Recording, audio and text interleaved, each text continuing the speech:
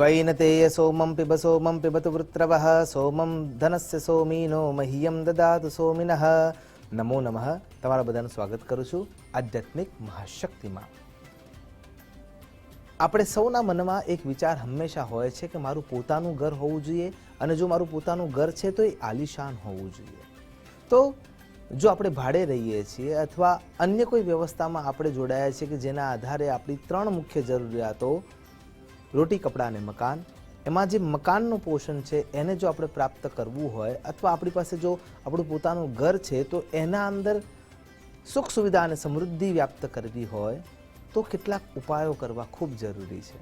અને એટલા માટે આજનો જે વિષય છે એ છે ઘર પ્રાપ્તિ અને ઘરને સુશોભિત કરીને એનાથી લાભ મેળવવાની વ્યવસ્થા।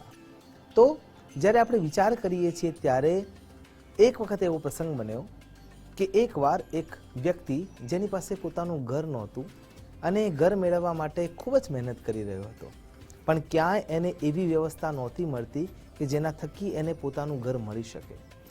ક્યાંક 12 સાંધતા સાંધતા 13મું તૂટીને ઊભું હોય એવી પરિસ્થિતિ આવીને ઊભી રહી જતી હતી। અને એવામાં એના મનમાં એક વિચાર આવ્યો કે કેમ નહીં હું કોઈ યોગ્ય બ્રાહ્મણ દેવતા કે સાધુ મહારાજને મળીને આના વિશેની ચર્ચા કરું। અને એ મળવા માટે જાય છે। જ્યારે મળવા માટે જાય છે ત્યારે એ બ્રહ્મ રૂપે બ્રહ્મ તેજથી લાવણ્ય યુગ એ સાધુ મહારાજ ત્યાં બેઠા છે ને એમ કહે છે કે સામેના ઝાડ પર એક માટલું મૂકી આવો, એ માટલું આડું હોવું જોઈએ અને એ માટલું રાખ્યા પછી તારું ઘર થઈ જશે।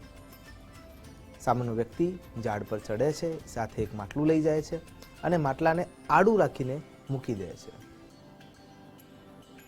આશ્ચર્યની વાત એ છે કે થોડાક જ સમયમાં એનું પૈસાની વ્યવસ્થા થઈ જાય છે, એની વ્યવસ્થા થતાની સાથે એને સારું ઘર મળવા માટેની વ્યવસ્થા થઈ જાય છે અને એને ઘર મળી પણ જાય છે, એના બજેટમાં આવી જાય છે। અને પછી એ સાધુ મહારાજને થેન્ક યુ કહેવા માટે, આભાર વ્યક્ત કરવા માટે મળવા માટે જાય છે।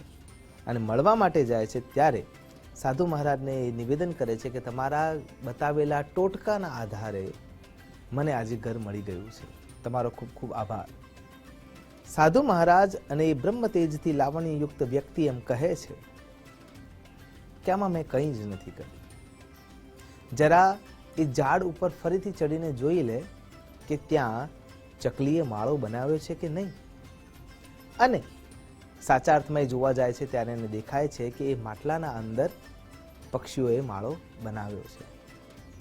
કહેવાનો અર્થ એ છે કે જ્યારે તમે બીજાના માટે ઘર બનાવવાની વ્યવસ્થા કરી દો છો તો ઈશ્વર તમારું ઘર બનાવવા માટે 100% મદદ કરે છે।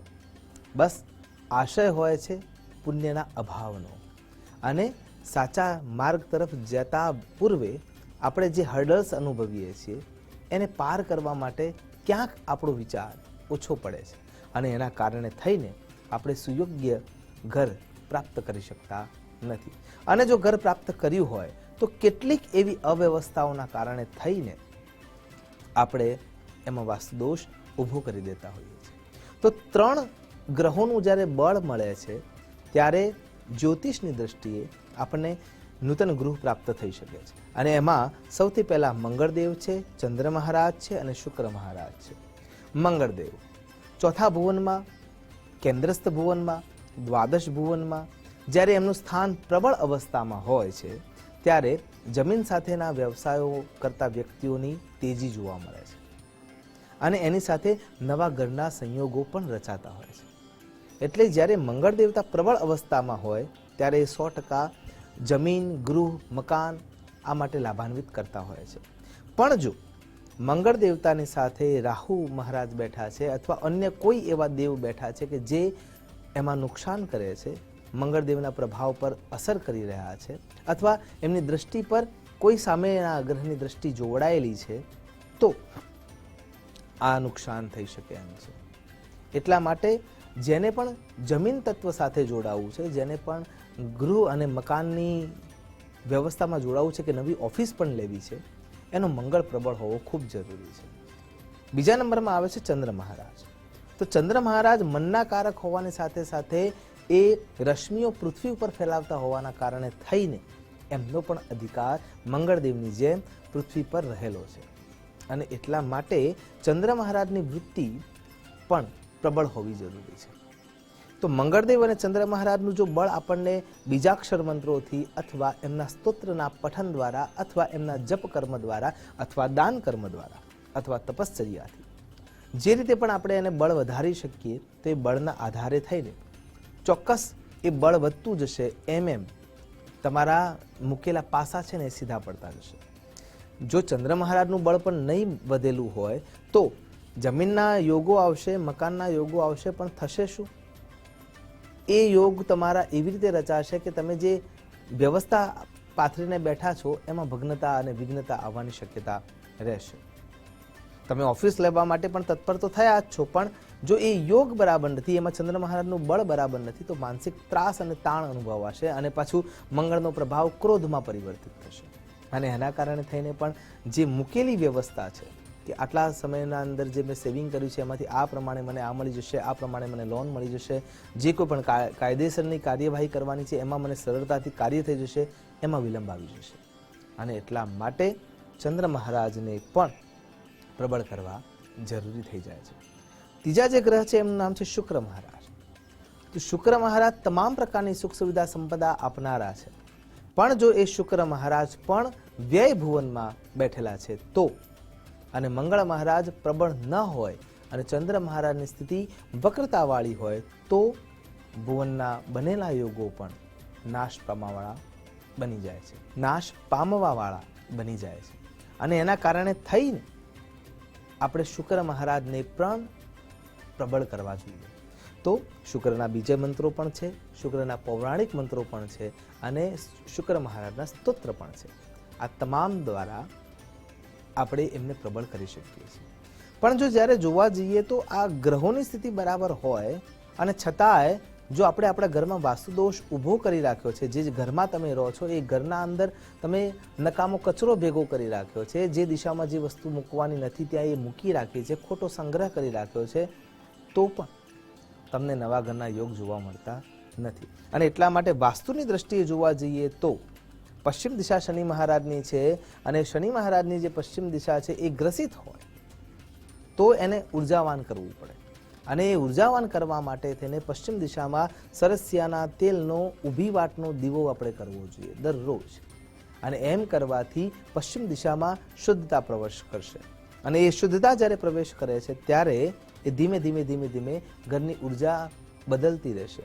અને એ બદલાયેલી ઉર્જા તમને શક્તિતા આપવા માટે, સમર્થ બનાવવા માટે, યોગ્ય નિર્ણય લેવા માટે ટેકો કરશે અને તમારું એ કાર્ય સિદ્ધ થશે.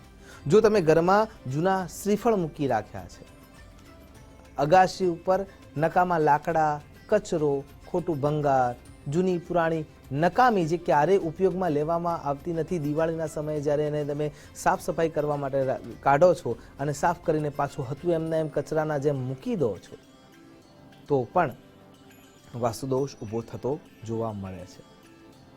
જૂના કેલેન્ડર, ખોટી પસ્તી, જૂના પુસ્તકો જે સાચા અર્થમાં તમે યોગ્ય રીતે ઉપયોગ કરવાના છો તેવા અથવા જે ખવાયેલા નથી તેવા પુસ્તકો હોય તો એને રાખી શકાય, અન્યથા નહીં. એટલા માટે જે કોઈ પણ પ્રકારનો એ કચરો છે એ કચરાને તમારે દૂર કરવો રહ્યો. ઘરના અંદર જે વસ્તુ જ્યાંથી લેવામાં આવે છે ત્યાં મૂકવાનો આગ્રહ રાખવો જરૂરી છે. સ્વચ્છતા નહીં હોય તો પણ વાસ્તુદોષ રચાય છે ને રચાય છે. ધીરે ધીરે ધીરે કરતાં કરતાં એ ઘરમાં એવી રીતે વ્યાપ્ત બને છે કે પછી એનું પરિણામ મોટું દેખાય છે. ઘરના અંદર ઈશાન કોણમાં, મંદિરના ભાગમાં અથવા અન્ય જગ્યાએ જો કરોળિયાના જાળા થવા લાગ્યા છે તો સમજવાનું છે કે ઘરમાં દરિદ્રતાએ પ્રવેશ કરવાની શરૂઆત કરી દીધી છે. અને જો એ જ પરિસ્થિતિ રહી તો વાસ્તુદોષ નિર્મિત થશે અને એના કારણે થઈને તમારું જે સ્વપ્ન છે એ અધૂરું રહી જશે. એટલા માટે ઘર પરિવારના અંદર જે નકામો કચરો હોય, તૂટેલા ફૂટેલા કુંડા હોય, સુકાયેલા છોડ હોય તો આ બધાને દૂર કરી દેવા જોઈએ અને સ્વચ્છતા રાખવી ખૂબ જરૂરી છે. આમ કરવાથી જ તમને નૂતન ગૃહનો લાભ મળી શકે છે અને મળી શકે છે. આશા કરું છું ભગવાન વાસ્તુનારાયણ, ગ્રહ મંડળના વ્યાપ્ત ત્રણેય દેવો, મંગળ દેવતા, ચંદ્ર મહારાજ અને શુક્ર મહારાજ તમને લાભાન્વિત કરે, તમારું જે સ્વપ્ન છે એ સ્વપ્ન સાકાર કરવા માટે આંતરિક બળ અને મનોબળ બંને મળતા રહે, અને સાથે એ સ્વપ્ન સાકાર કરવા માટે આવતી પરિસ્થિતિઓ અને પરેશાનીઓને તમે સરળતાથી પસાર કરી શકો, એ જ અભ્યર્થના સાથે અસ્તુ સદા શિવોહમ. નમો નમઃ.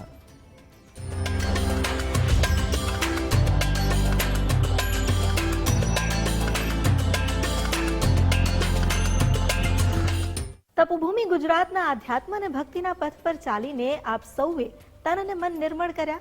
દેવીની કૃપાથી સૌને શક્તિ અને શાંતિની અનુભૂતિ થાય, એ જ પ્રાર્થના સાથે હવે આજની કડીનું કરીએ સમાપન. પણ આવતીકાલે ફરી મળીશું અને ભક્તિનો કેડો પકડી આધ્યાત્મિક માર્ગે આગળ વધીશું. ત્યાં સુધી મને રજા આપશો. નમસ્કાર.